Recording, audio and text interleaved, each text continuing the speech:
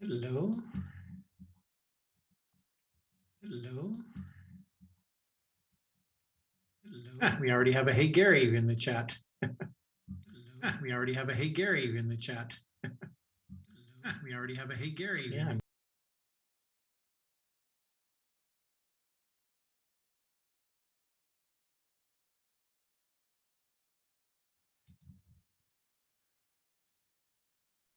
I think we are. Wouldn't be a live Twitch stream if you didn't spend the first couple of minutes troubleshooting your audio. How's it sound now? How's it now? Does that fix it? Yep, every stream.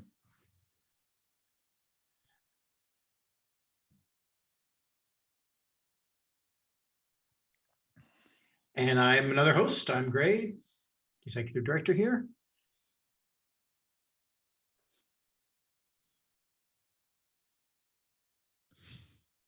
Hello, thanks for having me. Apparently they can't hear Jamie in the chat. Well, that's interesting. The troubleshooting is not We will over. work that. That is Jamie. And she was talking about how excited she is to have Gary. Now I don't know if she's more excited than me or not, Gary, because she knows you and is a friend of yours. So there's the excitement of seeing that. And then there's my excitement of being like, wait, what? Who? Oh my God! Yeah, I get to actually meet him. So yeah, I don't know you, Gray. The jury's still out on you. Yeah, that's fair. That's fair. But Jamie is an old friend of mine, and she's one of the most delightful, nicest people I know. So I'm always happy to spend time with her. Gary, you are too freaking kind. I hope y'all can hear me now. Hello, hi, hello, chat. We got it. Okay, we do have audio. Looks like you fixed it. Yeah, and Bleeder, I appreciate that. We were just trying to cover. We will shut up now. The men are allowed to talk here. I'm in control, though. Don't worry. I got this. Okay, so welcome. We have an awesome show for you today. We're going to start with our regular updates. Gray, what you got? Well, we have lots of fun updates and actually some good news. We have been having all kinds of issues with supply chain issues and things like that, trying to fulfill our Indiegogo promises and our perks. And I have good news and okay news. The good news is that the journals, the Geeks for Hope journal, was finally printed and arrived and is already out. So if you ordered one of those, it's coming out. Which means also if you ordered one of the Reason to Wake Up bundles, which is the journal and coffee and Jamdrian, you'll get those. Those have already gone out. Now we are still having a few issues with some of the t-shirts and some of the needle points. And it is literally supply chain issues. We literally couldn't find the right thread or the type of t-shirt wasn't in stock or wasn't available. So we're fixing that. And we are going to be sending the people who have been so patient some store credit to try and help make it right. We appreciate your patience on that. We are down to the last 5 orders out of the original 2,368. And they are what we affectionately call the problem children, named after me. And so that's going to be going on. But we're getting there. And again, I realize that for a lot of you, this is like one of many Indiegogos. For this particular team, this is our first one. We know what we did wrong. We're going to be doing better next year, and we're are making it right. You can continue to send us messages, and we will answer them as we get them, and let us know how things are going. And we really appreciate the people who have been posting pictures of things. Skoy's sent a picture of him wearing the T-shirt, the new T-shirt that we had. So we love seeing that, and we're glad that we're able to help make things happy. That's my Indiegogo update today. So we were chatting a little bit just before we went live with Gary about how this is it is very confusing to host a show with a Gray and a Gary, by the way. I'm just going to keep second guessing if I said the right name. It's very easy to confuse me. This will do it, yeah. But every year, Worldbuilders does something that is affectionately called the Acts of Whimsy. And if you're not familiar, we've got a little bit of a preview video here for you to just kind of introduce what an act of whimsy is and what you might expect from this year. That's not it. That's a word that just says Indiegogo updates. Live television. Unicorns! 5 hours! activate! Well-oiled machine. That's us. Trust me, I've been there. Once there was a horrid maiden who lived in Meadowlark Lemon's duffel bag from the 70s. I hate Mondays, thought an ocelot. Sup, Jim Davis's lawyers? What he that wishes so? I think so. My cousin Westmoreland. Yes, upon St. Crispin's Day!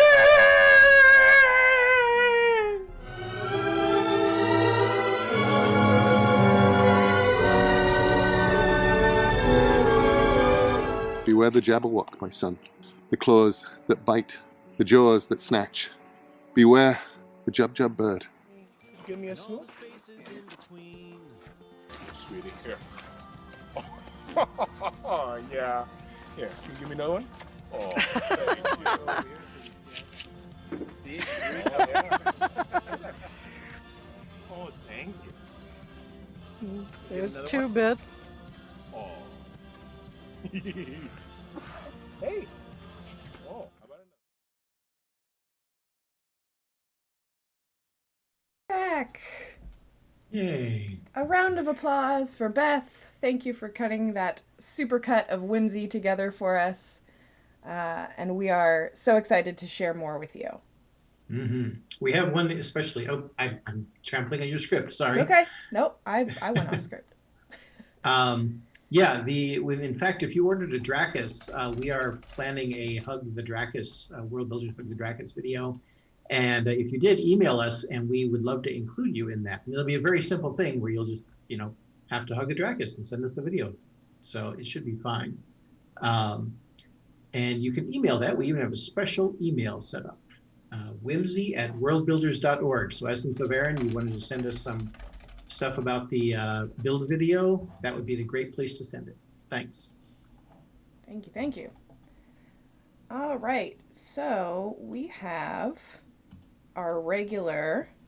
Don't worry, Gary. We are getting through our normal, and we are getting to the interview. Unicorn! 5 powers! Activate! Why does it do that? It's like remembering the one thing I did just before. Let's see if I can get our Trivia Tuesday. Nope, still not it. All right. Well, you don't get the Trivia Tuesday graphic this week. Apparently, I just have to read it, or it's going to show you a video instead. All right. The lead and sketching tools. Oh, you have the last one. Oh, I was just going to say, we're going to be talking about part of the reason we get to talk with Gary today is because he's part of an anthology that came out today, which we'll be talking more about later on. It's called From a Certain Point of View, The Empire Strike Back. But it's also the release date for the second book by Evan Winter called Fires of Vengeance. Now, his first book, Rage of Dragons, was named by Time as one of the top 100 fantasy books, and I have been raving about it for about a year now. So by all means, you can find that on our website, as well as lots of people are excited about Brandon Sanderson's 4th volume in the Stormlight Archive, Yes. Rhythm of War, and you can pre-order that also on our website, because we are a bookstore. We are a bookstore. We have all sorts of lovely books. And now, hopefully, we have a trivia transition that will work. Yay! We did it. All right. Woo. We made it. And Gary, you can feel free to answer this trivia question if you like. I'll give it a go. Let's see. The lead in sketching tools began being replaced with a different material in the 1600s. What material is currently used in pencils instead of lead? Graphite? That's correct. Bingo. Ah, there you go. Gary got it Correct, right. sir. Yay! So we also asked for the scale, but apparently that changes internationally. So if you answered graphite, if you sent us that in a DM, you are entered to win. I was really happy for this question because I have been taking up sketching lately, and the whole number of pencils and things like that, I could never understand when I should use what. I'm like, it's a pencil, what do I do? But Julia Madalena is an artist who's in chat and who has done lots of work with us here at Worldbuilders. And she actually has not only helped explain it, but we'll be sending out a sketch kit soon that she put together. So exciting stuff ahead. And for our new trivia question, we have something related to our topic at hand. It Yeah. is a Star Wars question. Now, this is the one we don't say the answer to out loud, even if we know it. It's a little trickier than last week's. Don't say the answer out loud, only DM it to us. If you get it right, you'll be entered to win. No answers in chat. In the 1977 movie Star Wars, Princess Leia Organa is held prisoner on the Death Star. What is the cell number in which Princess Leia is being held? Oh no, Monica, you are totally good. You're totally good. Yeah. That one was correct. That was last week's. This one, we won't say anything. But you were totally in the good on that one. And for those of you who are coming in and saying, wait, I thought this was an interview with Gary. Why are we doing trivia?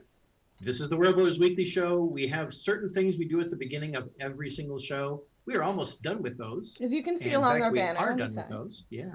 And we're going to be getting the interview right away here. But if you do know the answer to that question, you can DM us anywhere online here in Twitch. You can do it on Twitter, various places, and we'd be happy to enter you into a monthly drawing. Our prize last month was a t-shirt. That was won. I can't remember if we have the name of the person or if we didn't want it shared, but either way, we did have a winner last month, and you could be the winner this month.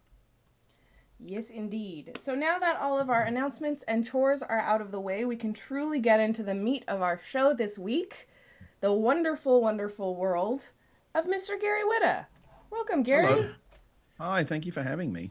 And we specifically are having, featuring this week, a new book that you are a part of. Yes, the timing for this was very good. When you suggested November 10th, I was like, oh my goodness, the book that I contributed to comes out on that very day. So how fortuitous. That is perfect. Yeah, we have a little synopsis of the book that we're going to read out here. It's called The Empire Strikes. Is it from a certain point of view? And So then we say The Empire Strikes the Back, or full is it- official title for it is a bit long-winded. I think it's Star Wars from a certain point of view, The Empire Strikes Back, with like little colons in between. Gotcha. Star Wars from a certain point of view. Well, it's a beautiful book cover, and Gary, I think you actually have one that you can show us. Yeah, my copy from my Amazon copy just arrived this morning, and here it is. And like, obviously, sorry, I've got the 4 Seasons Total Landscaping. As you can see, I'm joining you from a place almost as remote and desolate as Hoth in lovely downtown suburban Philadelphia. Yeah, the nice gold foil on the cover. It's a very lavish tome. And very, very pleased with how it came out. So Gary and I, Gray and I have, we did a dramatic reading a couple of weeks ago about our Dracus that went over pretty well. So we are going to actually share and read the synopsis of this book for you all. In a dramatic fashion? In a dramatic. our All right, okay, dramatic I'm all in reading for this. Are you ready? Maybe I'll do my movie announcer voice. In a world where 4 storytellers recreate an iconic scene from The Empire Strikes Back through the eyes of a supporting character, from heroes and villains to droids and creatures. Austin Walker explores the unlikely partnership of bounty hunters Dengar and IG-88 as they pursue Han Solo. Hank Green chronicles the life of a naturalist caring for tauntauns on the frozen world of Hoth. Tracy Dion delves into the dark heart of the Dagobah cave where Luke confronts a terrifying vision. Martha Wells reveals the world of the Ugnaught clans who dwell in the depths of Cloud City. Mark Oshiro recounts the Wampa's tragic tale of loss and survival. Seth Dickinson interrogates the cost of serving a ruthless empire aboard the bridge of a doomed Imperial starship.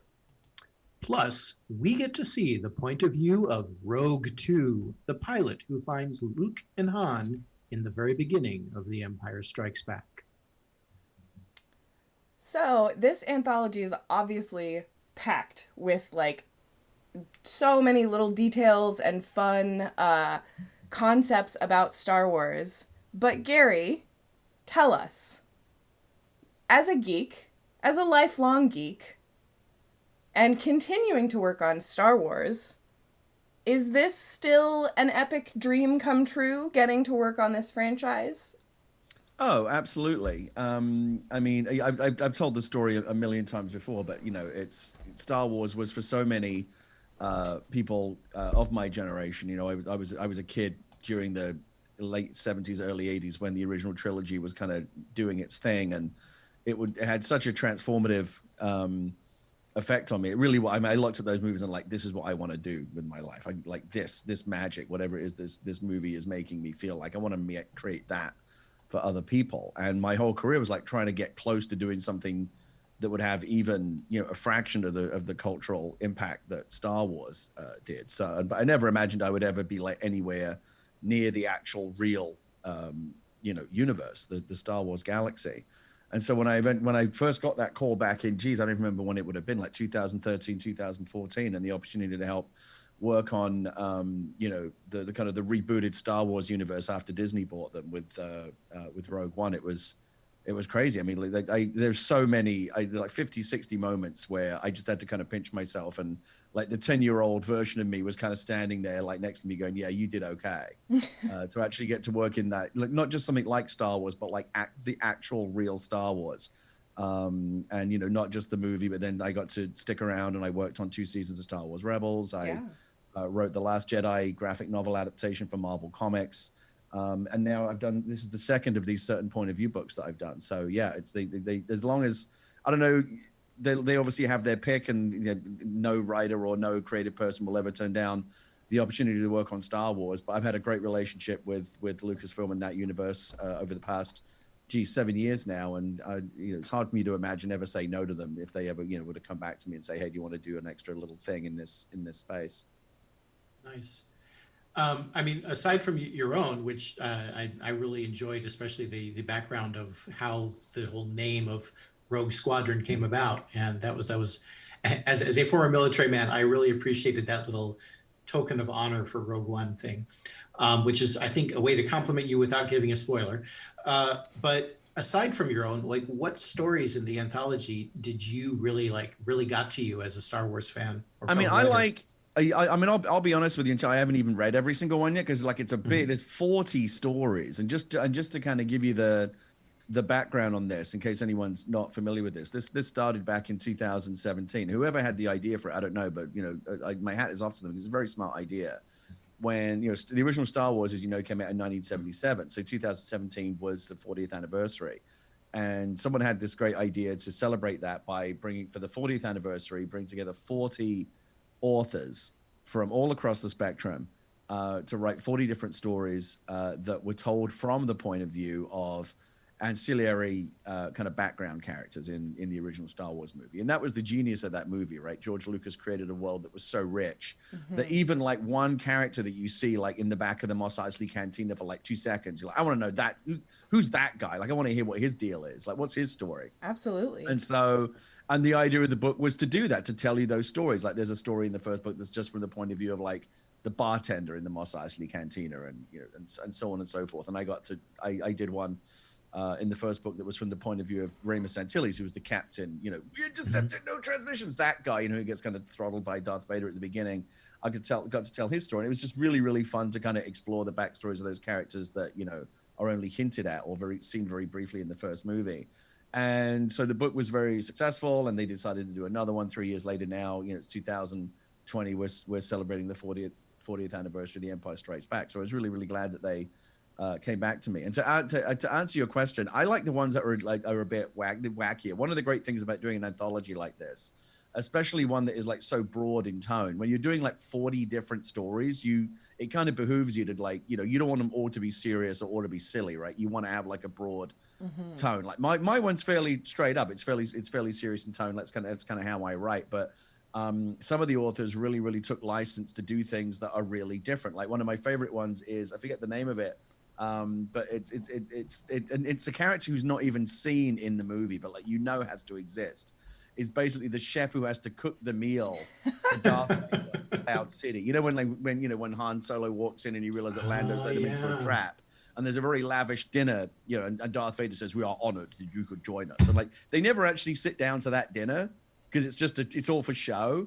But like, all the food's laid out, right? But somebody And so- cooked that meal. Right, and so somebody had to true. cook it, and that's like, from the point of view of the chef who's like, what does he even eat? Like Darth Vader? You want me to cook for Darth Vader? Like, does he even eat food? Like, we don't even know.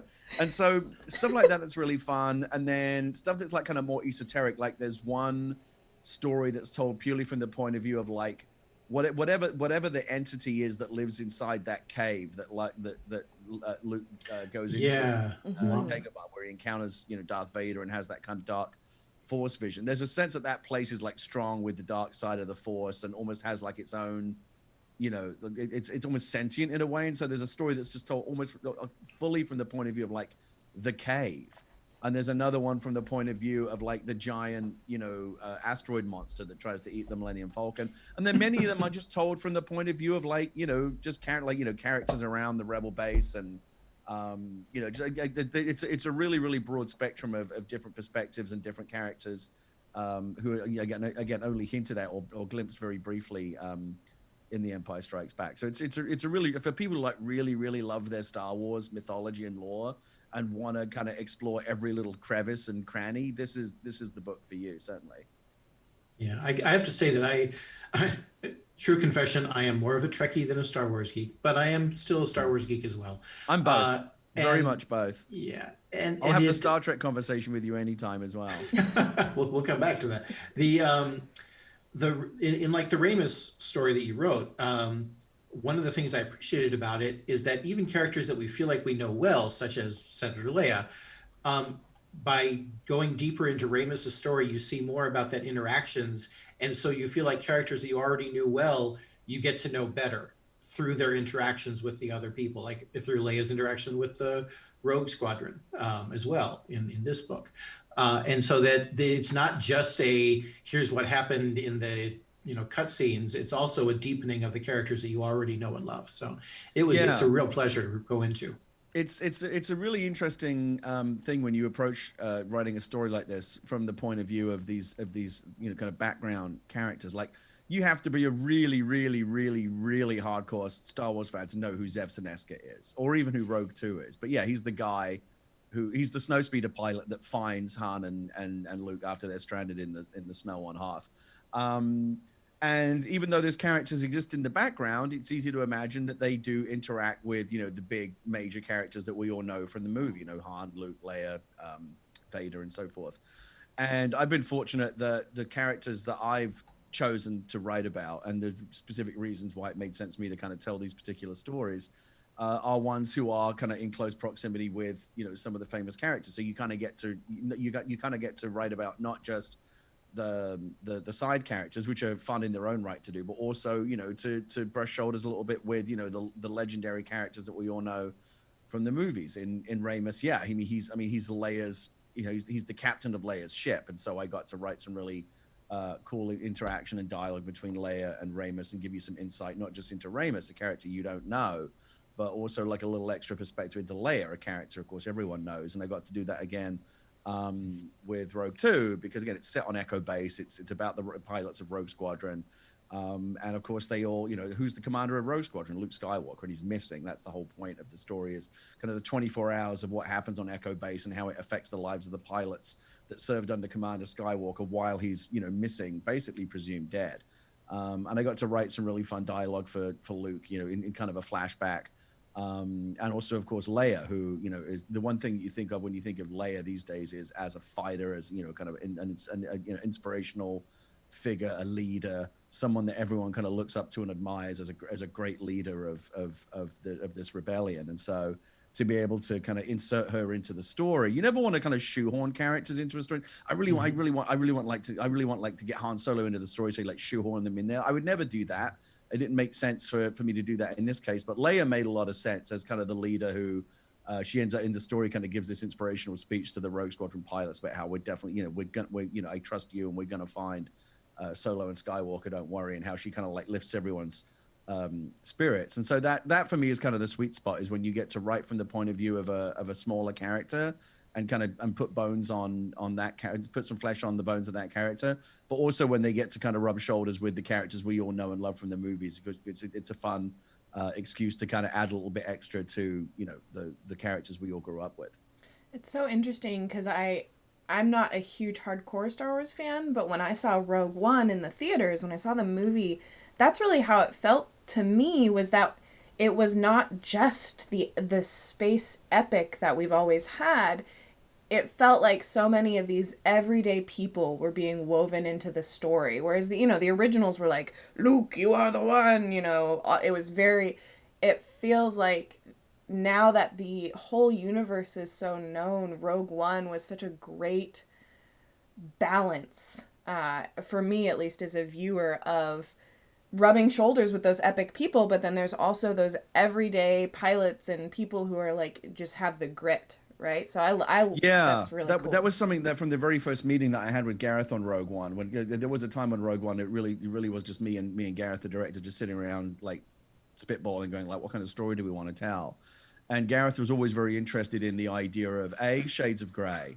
Like it's not just like white hats and black hats, but there might be bad people on the rebel side, and there might even be good people on the Imperial side. It's never as simple as just good guys and bad guys. And he was interested in kind of exploring those spaces in between, and also the idea of like what a rebellion really really looks like, and obviously taking cues from situations around the world where you see kind of uprisings against totalitarian governments and things like that. Like Gareth really was excited about the idea of like, what does the rebellion look like at street level?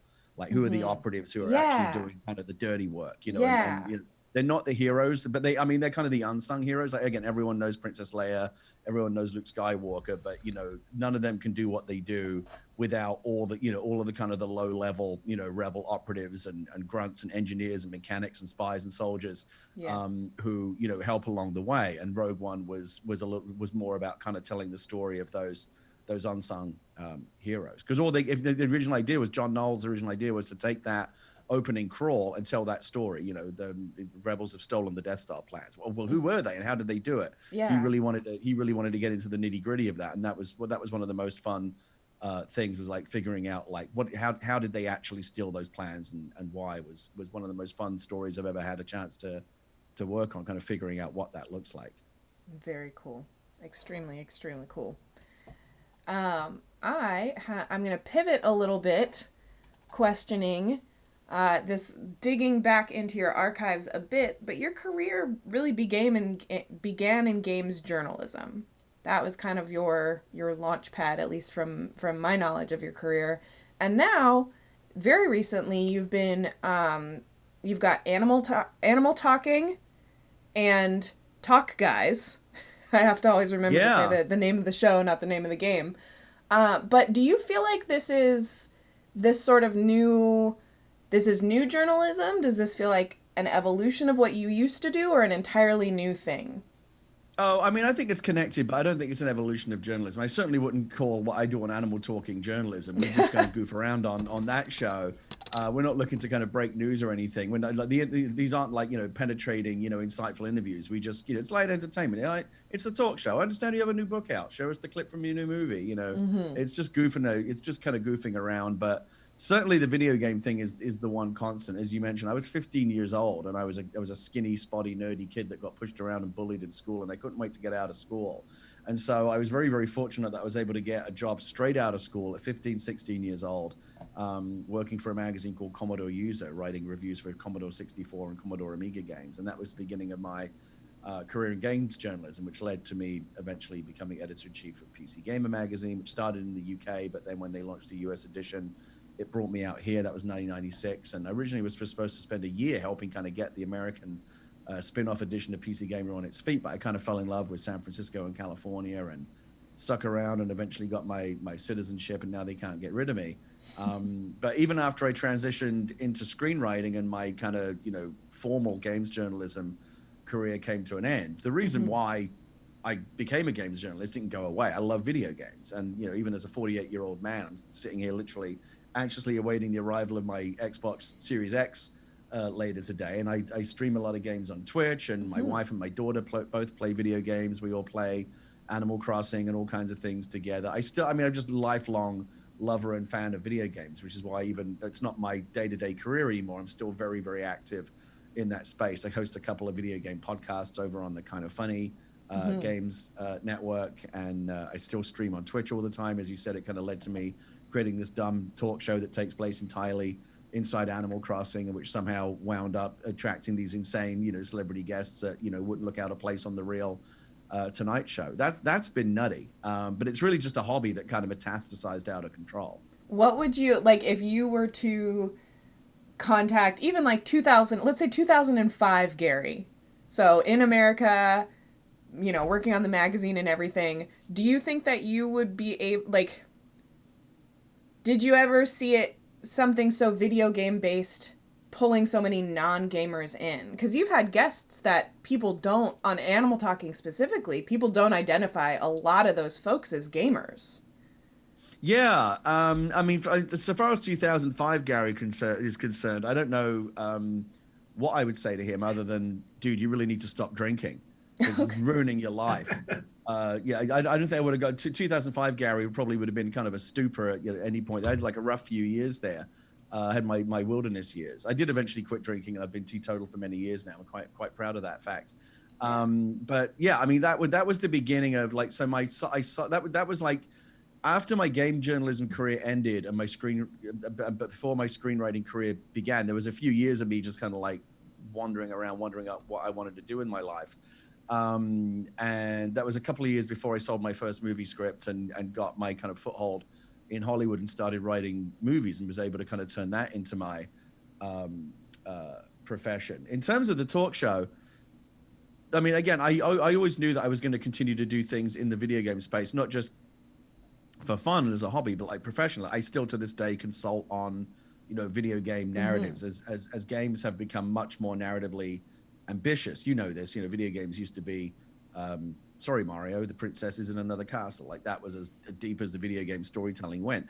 Now you look at things like The Last of Us and Uncharted and the Assassin's Creed games and Mass Effect and the whole indie scene, like there's so much amazing creative boundary redefining storytelling and narrative work that's happening specifically in the video game space. Yeah. It's really, really an amazing kind of growth area and an opportunity, I think, for narratives and world building and story and stuff like that to really kind of flourish. So it's been fun for me to kind of work on both sides of that, both in terms of helping to, I've worked on any number of projects where, they want to take a video game and turn it into a movie, or, a video game wants to have better storytelling. I've worked on, The Walking Dead and Halo and a bunch of video games like that, where it was my job to just kind of be in the room and suggest ideas for story and narrative and stuff like that. So as someone who always grew up loving video games as a kid, but always kind of wishing there was like more story. Like I would go away and kind of like write the story for the game in my head because the game didn't have much of a story. So I would just kind of like, kind of headcanon it myself. To see video games now coming out with so much more of a focus on narrative and character and story and all the things that we know, are so fundamental to almost every other medium. Like what's a book without a good story? What's a play without a good story? What's a movie or a television show without a good story? We are now starting to finally say, well, what's a video game without a good story? And, Tetris doesn't need a story. Not every video game needs a story. But games that do have them now, it's no longer acceptable. I used to remember writing game reviews. Like, well, the story's not very good, but what do you expect? It's a video game. That's not good enough anymore. The bar has been set, and all kinds of developers and games have shown that video games can and should be kind of very story forward. If you're going to present a story, make it a good one. And so that's a real growth area in the video game world right now. It used to be the person developing the story on a game development team was like whoever had the least to do. I'll give it to Jimmy. He's not doing much. Nobody really cared. Right. But now video games either video game companies are. There was kind of a transitional period where they would bring in outside consultants like me to help them out. That's happening less and less though, because now most big video game developers have like their own, internal narrative departments who are, a legitimate, they have a seat at the table with the development team. The story is kind of being considered and baked into the game development, right there alongside, the actual kind of core gameplay. And that's been really gratifying for someone, as I said, like me, who cares about story to see happen. Yeah, for sure. You're such a polymath in terms of writing these kinds of narratives, being able to do graphic novels, books, screenplays, short fiction, everything like that. Is there one that you prefer more than others? And I guess it'd be a separate, possibly separate, or one that you find easier than the others? I mean, I guess I would say that like film is kind of my first language because that's what I grew up wanting to do. That's kind of the medium that I studied and practiced and written the most in. Like if I'm most fluent in one language, it'd be the language of like the 2 hour feature film, and that's kind of been my bread and butter for a long time. But honestly, I've really felt like it's kind of behooved me over the last few years to kind of to branch out and try different things, simply because film is so difficult as a writer. I often say to people when I speak at conventions or something like this, I'm going to do it right now. I say to writers all the time, if you want to pursue a career as a screenwriter and write for film, really, really, really, really think hard about if that's what you want to do, and ask yourself like where your passion is coming from. If your passion is coming from film, and you were like that, if you were like that kid like me, that like the Cinema Paradiso kid, is kind of watching the movie projected on the wall and just like just kind of in love with the magic of cinema. Think, oh, this is it. Like I've got to weave these cinematic stories, and that's your first love. Then absolutely pursue film writing. If it's coming from somewhere else, it's coming from a point of view of like you just want to write. Then yeah, write absolutely anything else, because film is by far the medium that will put up like the most of a fight, and where you're most likely to or least likely to find satisfaction. If you define satisfaction as a writer in terms of, yes, my story got out there and it found an audience and it actually is the story I wanted to tell and it didn't get, kind of rewritten or beaten into something that I no longer recognize, film is the one that is going to result in like the toughest struggle. It's also the most satisfying. When the very first time I sat down in a darkened theater and saw my name, up on the screen written by Gary Whitta, I was like, oh my God, like that's the best feeling in the world. But it's really, really hard to get there. And so I've become much more pragmatic recently in terms of my career approach, in thinking about any time a story suggests itself to me. My first question is, well, what is the best medium through which this story should be told? Like, is this story telling me that it needs to be a film or a TV series or a short story or a novel or a comic book or a video game, whatever. And you think about like what creatively it could. Sometimes the answer is, well, it could be any number of these. And then you start to think about it like from a more pragmatic concern. Well, what's the easiest way for me or the most fulfilling way to get this story in front of an audience? That's all I care about, is getting my story in front of an audience. And so I've started to branch out a lot more recently. And some of the stories that I originally conceived as a feature film, but which the pragmatic side of me, now having worked for 20 years in the film business, will look and go, that's never getting made as a movie. Because I understand how risk averse the Hollywood film industry is. And if I haven't, unless you're Christopher Nolan or J.J. Abrams or someone like that, if you've got an idea for like $100 million original sci-fi movie, forget about it. It's just not gonna happen. The industry is just not set up to make movies like that. For a handful of established filmmakers, yes, but not for most of us, no. So a few years ago, I had a like a medieval fantasy horror type story that I wanted to tell. I knew I would never get any traction with it as a movie, so I wrote it as a novel instead. And instead of the timeline where 5 years later I'm still trying to push that particular boulder uphill and kind of Sisyphean struggle to get someone to make that movie, no one's ever going to do it, I published it as a book, and it found an audience, and it was the story that I wanted to tell. So that for me checked all the boxes. I've done that in similar ways with comic books, and I'm launching something in January, which is another film project that I thought, it's never going to get made as a movie, but I really want to find a way to like put it in front of an audience. You try and find kind of different ways to tell your stories that don't necessarily involve as many hurdles. You always think about like, okay, here's the idea. How can I minimize the number of hurdles between where I am now and where I want to be, which is this story is out there in the world and people can see it and experience it and enjoy it in whatever form. Film is going to have the most hurdles every time. Sometimes it's like, no, but it's got to be a movie though. It's really all this can be. And then we'll go for it. I'll try to deal with all those hurdles. But if there's any way it can be something else that isn't going to be as problematic or as difficult to get made or as likely to result ultimately in kind of dissatisfaction or disappointment, then I'm going to pursue those avenues instead. That's really interesting, and especially in this age where it seems a lot of media ends up being adapted. Like when you're talking about you're writing a novel, It was Abomination. Is that what it was called? Yeah, yeah, and I was actually very inspired by Pat because I read The Name of the Wind not long ago, and of course the Name of the Wind is one of those books, and we all see this. There should be like the Germans must have a word for it. I don't know, but like you know how they have words for like really complex emotions that we don't have words for.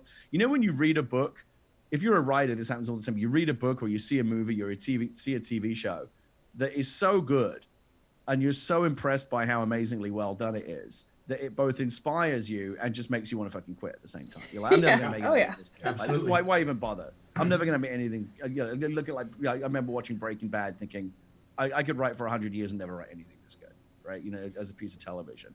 And so it's inspirational to know that there are people out there that are that good, but it's also kind of a down. Oh, man, I'm never going to be one of those people. Of course, the funny thing is, all of the people that made those shows and those books will tell you they felt exactly the same way until they wrote the thing that then blows everyone else away. But I remember reading The Name of the Wind and thinking, it just really inspired me to kind of try writing literary prose instead, because that was also the other thing. It was a pragmatic decision to write that as a book rather than the film, because again, I can see it right away. I've been in enough of these rooms in Hollywood to know you sit down, you know, some very nice room overlooking the Hollywood Hills in LA, and you know, some nice young executive half your age comes in and says, okay, you know, how was your trip? How's your bottled water? And you do all the small talk about, okay, Gary, what do you got for us today? And I'm like, okay, it's 10th century England. And then I can see the guy switch off right away. Like, oh, we're not making this movie, but I have to sit through the next 20 minutes of this 10th century England. Like there are just certain things that I just considered not commercial or not viable, especially if it's something that's going to be expensive, you know, like lots of monster visual effects and things like that, like this movie would have required. And so I just, why put myself through that rigmarole? I've been doing this long enough that I can see the future. I know what the path ahead of me looks like if I try to make this big, expensive, original period piece of medieval horror fantasy as like a $60 million movie. It just ain't going to happen. So that was the pragmatic thinking behind it. But the creative thinking was, well, you know, why not, you know, learn a new language? You know, I'm fluent in screenwriting, but it might be really fun to kind of challenge myself creatively to see if I could write something even half as good, a quarter as good as anything that Pat wrote, in terms of, you know, because I love his prose and the way that he writes. You know, it's just like poetry. It's so lyrical and so beautiful that it made me want to at least attempt to do something in that vein. And so it was really fun just to kind of like, you know, develop, you know, exercise a different muscle than I usually would. You know, in screenwriting, there's so many limitations on what you can talk about, what you can show. In a novel, you know, you have a lot more structural and compositional license to kind of do interior monologue and jump back and forth and do, you know, you can do a whole chapter that is you just kind of wallow in like a character's, you know, backstory or whatever. And in cinema that can be often kind of harder to do, and you've got to be much more efficient in your storytelling. With literary prose, I feel like I can indulge myself a little bit more, and I really enjoyed doing it. And it was, I think, a successful experiment. People liked the book. I've written another one since that we're going to be doing something with next year. So yeah, it's been really fun for me, both to figure out a way to kind of get stories in front of an audience in a way that basically doesn't require so many gatekeepers. You know, to make a, once I've got, the analogy I often use is it's like a blueprint for a house. Like when I write a movie script, that's the blueprint for the house, but it's not the finished product. Nobody wants to really read your movie scripts. They might want to see your movie, but it's just a blueprint, and it's not going to be the actual finished product until 100, 200 people come along and spend many millions of dollars to turn it into the actual finished product, to turn the blueprint into the house. When you write a novel, that's the house. It's done. It's finished. Like, you know, you certainly want to have it edited and like looked at professionally, but that, you know, you're writing the finished product. And I was very fortunate enough to know that even if I wanted to self-publish the book, I could get an audience for it, because through my other work, I've built up a following on social media. And I knew that I could go out there and kind of, you know, bang the drum and get people to pay attention to it, because people know me from my prior work. So it was really satisfying, both from a creative, from a commercial standpoint, to know that once the book was finished, I didn't have to worry about, oh, well, what happens now? Like I could just go to Amazon or whatever and press, or put it on my own website, and I knew that people would find it. So that was really liberating to do.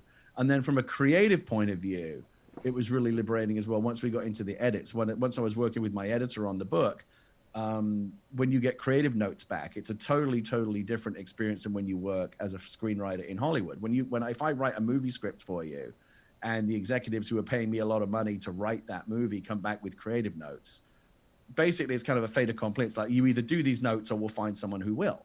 And I get fired off movies all the time because of creative disagreements. Most screenwriters do. And so when I got my first notes back on Abomination, and most of the notes I agreed with, but some of them I didn't, I would write back to the editor and say, I don't agree with this note. Like, what am I supposed to do? And she's like, don't do it. You're the author.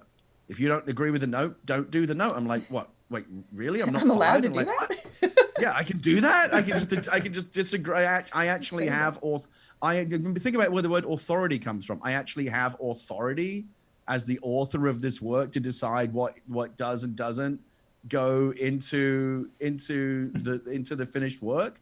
It's weird. I often describe it this way, and people laugh when I do it, when I do this, because it's absurd, but this is my reality in Hollywood. Think about it, like Stephen King turns his new book into a publisher, and the publisher says, well, great, Stephen, we love the new book. We're not so thrilled about the third act, so we're going to fire you and bring someone else in to rewrite the last third of your book, right? That's again, you're laughing, right? Because it's preposterous, and yet that's the day-to-day reality in Hollywood. That's the difference between the way that writers are viewed in Hollywood and the way that they're viewed in the publishing world. And that's something I woke up to a little while ago, and it's why now I only kind of pursue my original story ideas as films if everything about the story is screaming at me, yeah, you got to push this boulder uphill because it can only be a movie. Then again, I'll willingly take on that struggle. But if there's any way I can get a story told in front of an audience in a way that isn't going to result in such a high likelihood of disappointment and heartbreak and creative. I was just thinking heart-wrenching. Letdown. Yeah. So I'll and again, that's why increasingly I'm so much more. I still do. The majority of my work is still screenwriting and film. That's kind of how I pay my bills. Mostly kind of working on projects for other people. But my own original ideas now, if I think about the things that I'm kind of developing that are my own, a couple of them are feature films, sure, but like increasingly at comics, books, short stories, podcasts. I think again things like that. Which, and here's the great irony of it of all is if I try to publish, and this has actually happened to me, try to get something made as a feature film, no one's interested. I go away and create it in another medium like a film or a comic book, and it goes out there. Now people come to me saying, "Oh, are the rights to this available? We'd like to make it a film." Like, where were you when I wanted it to be a film? But now it's a piece of underlying material. Yeah. Now it's not an original. It's somehow Hollywood's a weirdly kind of parasitic industry in that it develops almost nothing, at least at the top level. There's a very vibrant indie film scene, but at the top level, if you think about like what the big movies are, it's Avengers, it's Harry Potter, it's all the Hunger Games, it's all these things that that had proven their commercial worth in another medium first. The Marvel comics sold millions of comics, the Harry Potter and Hunger Games books sold millions of books, and so those stories got to find very, very big life on screen. But if J.K. Rowling had written Harry Potter as a spec screenplay, or if Suzanne Collins had written The Hunger Games as a spec screenplay, I guarantee you never see those stories. Yeah, that's what Go ahead. When we were talking Jane. about Abomination, I thought, the best way to get it into a movie, if you ever wanted it to be, would probably be to write it as the novel first, because like you said, pitching, special effects, pitching all sorts of different things to studios, unless they already have evidence that it's going to work and make them tons of money, they just don't go for it. So there's really a handful of filmmakers that can do what they like. Like Christopher Nolan has earned the right to do whatever he wants. Warner Brothers will give him millions of dollars to make big original movies because he, as the filmmaker, is the reason why they know people from the director of The Dark Knight. Like they know that he himself has become a brand. Like JJ has become a brand. Spielberg is a brand. When the filmmaker themselves are the reason to go see the movie, that's when you have the most creative freedom, and that's why those are often the only filmmakers left who are making big, original science fiction movies at that level. No one else gets to do that. Yeah. And again, go look at like the top 10, 100 blockbuster movies of the last year or the last 10 years. They're almost all movies that were based on something else first. Hollywood doesn't like to take risks. It will at a very small level, little $10 million indie movie. Sure, you can make a movie about a difficult subject or something like that. But basically, like any business, the more money you have on the line, the more risk averse and the more conservative you become. So if you're spending, hundreds of millions of dollars on a big comic book, adaptation or whatever, you're probably going to be very conservative in your creative approach and not wanting to take any risks. Which is why, the one thing that I would say to the 10-year-old version of me is, oh man, you got to write Star Wars and all these other things. Is like, yes, that's brilliant, but well, in the case of Star Wars, it really was fun. But like in a lot of other cases, like it can often be not fun. Because these big mega projects, everyone's so terrified of losing money that you realize that it's not really a creative enterprise at that point. It's a commercial enterprise that requires creative input, but the creative people are not steering the ship. The people writing the checks and hoping, especially when you're dealing with these projects that are so big that they can move the stock price of the parent company if they succeed or fail. That can be a very, very high pressure environment. And it's funny, again, increasingly, I find myself less and less interested in doing these big, $100 million, $200 million budget movies, and wanting to do just like smaller projects, like $10, $20 million movies, where they're more likely to leave you alone because, again, they expose. If it doesn't work, it doesn't work. No one's losing their. If a $20 million movie doesn't work, no one's really losing their jobs. If a $200 million movie doesn't work, someone's going to lose their job. Definitely. It's a wild industry, and I don't blame you in the slightest for interacting with it on your terms, especially at this. Yeah, and it's I'm a very slow learner. It took me 20 years to get to this point. But I'm not. And people call me cynical. I think I'm just a pragmatist. Like I know now I go into every movie project with my eyes open in terms of its chance of success. Like the statistics tell the story. When you look at the number of, especially original projects, the number of like original movie scripts that get sold every year, and then the number of those that actually get made. I mean, you literally might as well buy a lottery ticket. It's a brutal business, even for those of us like me who are quite well established. It's really, really hard to get anything made, and it's even harder to get something made that gets through the system, the creative development process in a way that you recognize it when it comes out the other end. When I first sat down and watched the Book of Eli, the first kind of finished cut of the movie in the edit suite, I literally cried at the end because it was like, my God, like they not only made the movie in this brilliant way, but like it's the movie I wrote. Like they changed very, very little. And so, and so it was this kind of really euphoric feeling that happened. But I also remember telling myself at the time, like, that's the one you get. Like, you played your Joker really early in your career. Like, you get to have one movie made that was just the way that you wanted it. And don't get me wrong, I'm not ungrateful. That's one more than most writers will get.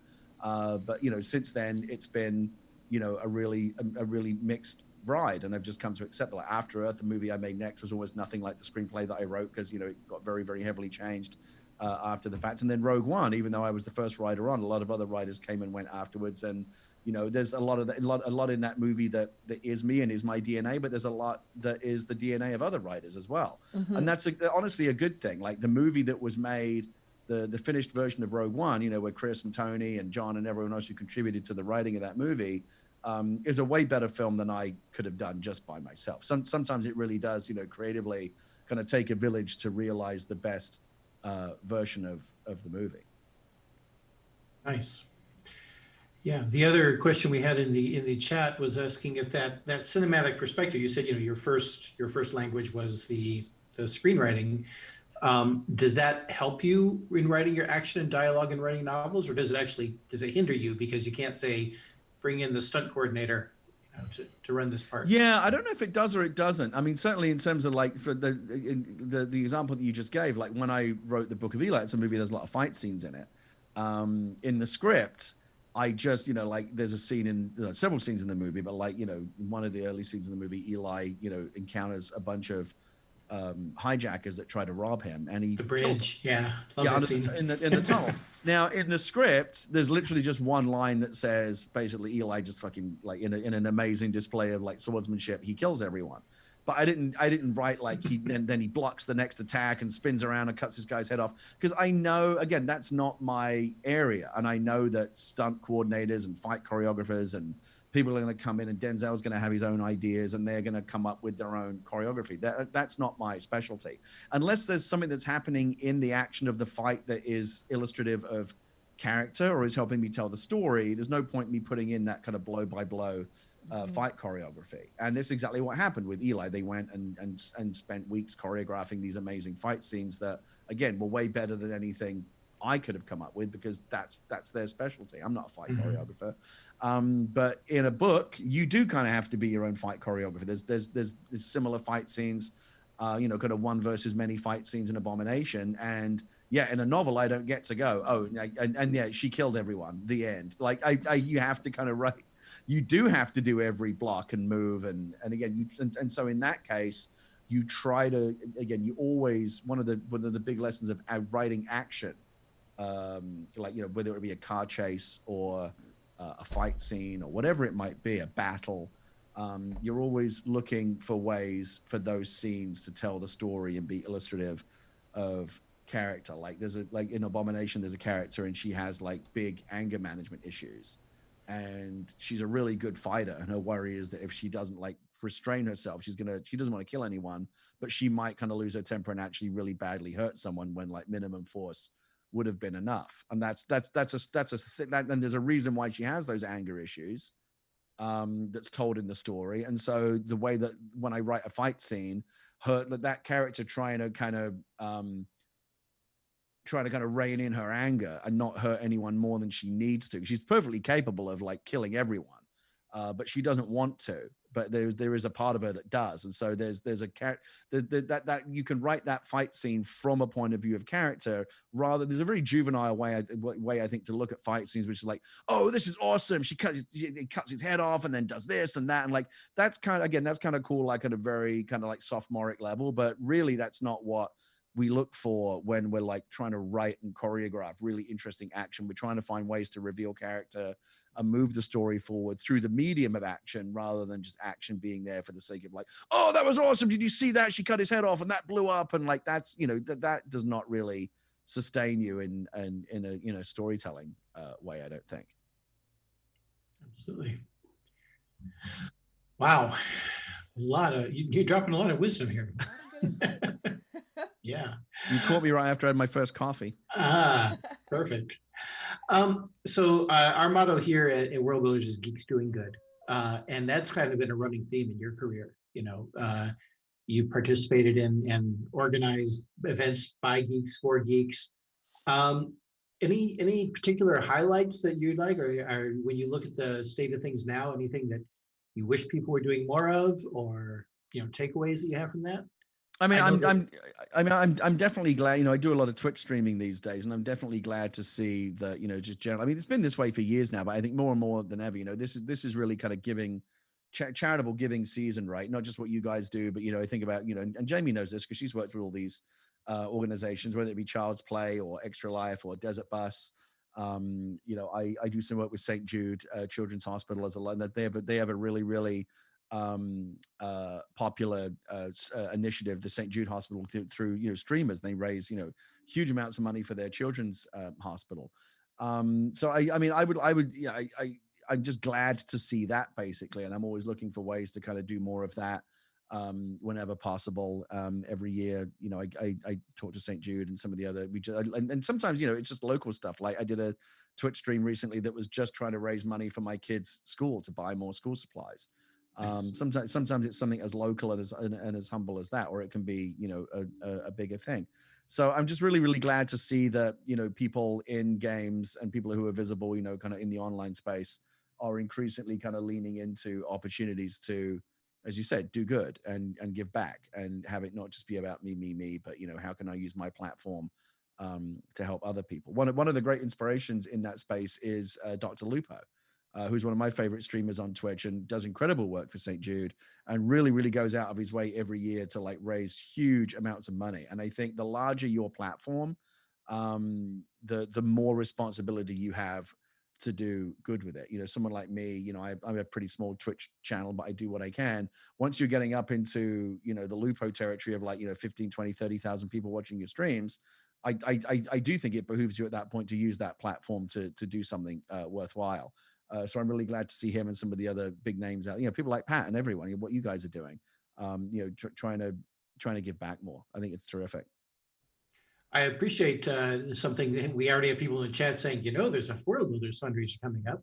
And I want to tell everybody, Gary, before we started the stream, offered to autograph that book that he showed you before and send it off to us as an auction item for our fundraiser. So, you're definitely putting your book where your mouth is there. Yeah, I'm happy to sign something, and I'll give you throw in a copy of I've got some copies of Abomination around here. I'll sign if you want. I'll sign like a bunch of stuff for you and send you a whole care package. We would love that. Absolutely. One of the cool items that we have coming in is a 1950s style typewriter that has been signed by Neil Gaiman. Oh wow! So that's kind I imagine that would go for a lot. Yeah, I would think so. We'll It's pretty amazing. Or it might just mysteriously get lost in the Worldbuilders warehouse. I don't think so. It does Gray, happen. I will fly from Seattle. It does happen. No, I'm more thinking that it would look really nice right over there. That's a great suggestion from chat. Someone asked, any chances of a Pat and Gary Among Us or Fall Guys game? We should have Pat on Talk Guys. We have this other show where we play Fall Guys and we interview celebrity guests. If Pat, I don't know what he's playing these days, but if he wants to come on Talk Guys with us sometime, we'd love to have him. We will pass that on. Pat, see if we can get maybe some games set up for the Act of Whimsy fundraiser at the end. And I think there is some charity Among Us stuff coming up soon as well. I'm working on a couple of things. Everyone's into Among Us right now. It's really a lot of fun. And again, as we go into the charity season, there's some discussions going on about how can we take some of the kind of the pro celebrity people that are playing Among Us right now, like put together a really interesting group. That's something that would have a lot of eyeballs on it. And again, if you're going to do that, why not add the charity element? Like, right, absolutely. Make it some good. Especially these days where all the tools are out there. Like it takes for me to take like one of my regular streams and turn it into a charity fundraiser. It takes me literally 10 seconds. It's like 2 clicks in my streaming software, and I can add like a little thermometer. You can immediately get a link to go donate. Like that's the other reason why there's no excuse. Like it's so easy to do. Like it used to be. Because I did a book a couple of years ago called after Trump got elected, and I was like really despondent, and a lot of people in the creative world that I knew were really despondent as well. Like it was like we turned our attention to, well, let's write about that. Like let's write a bunch of stories.